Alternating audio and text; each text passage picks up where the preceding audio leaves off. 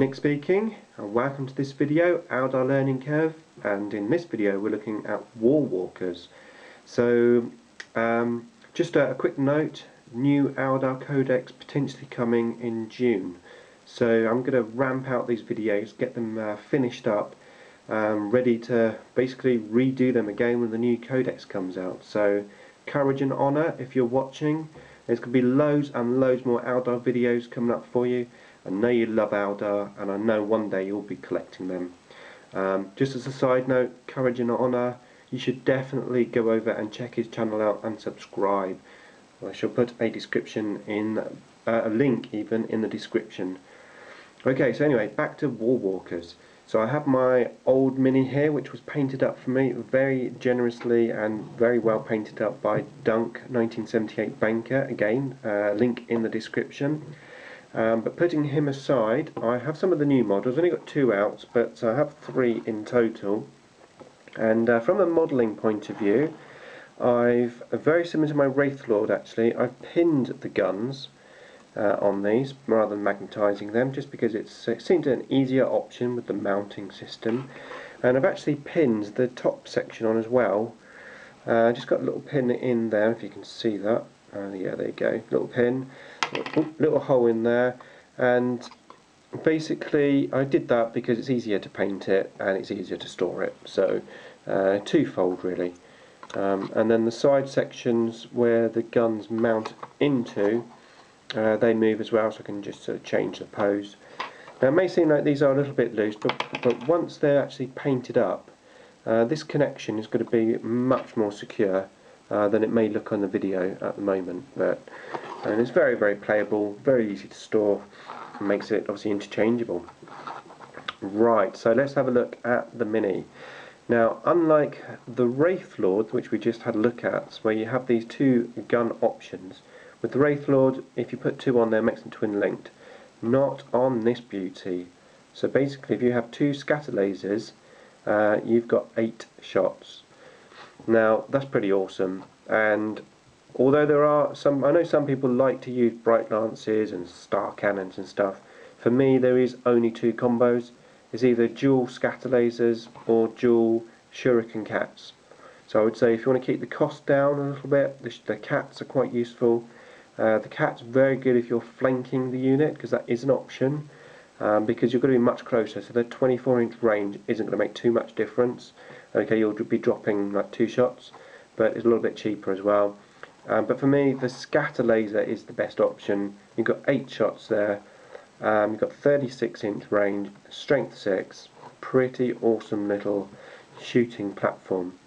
Now these are basically Vipers, but not flying basically.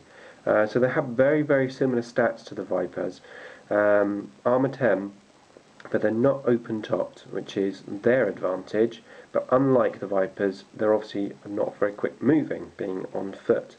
So they don't really match a mech list unless you're going to flank them. I mean, 2 of these, a disposable unit flanking, will go in any list, regardless of what you've got. You know, it's very good little flanking units.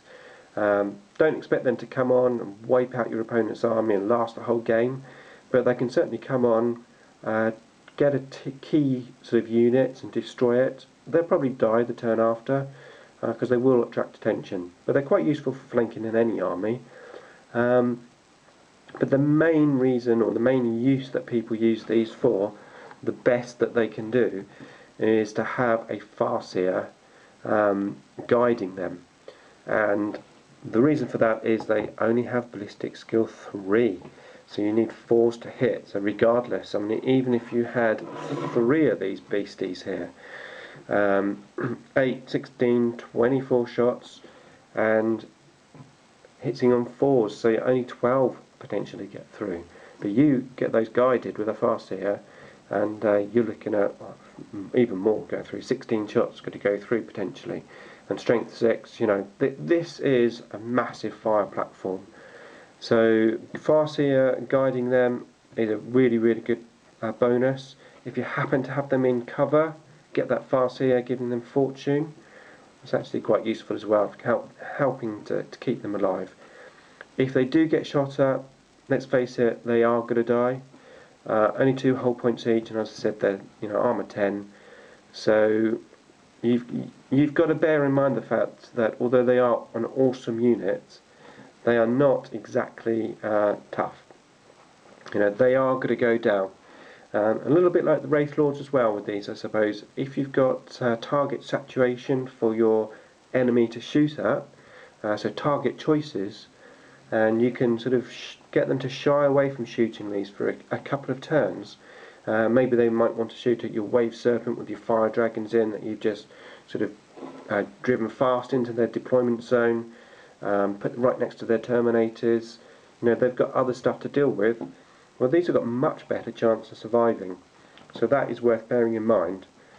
Excuse me. Now, how about having a single War Walker rather than a squadron?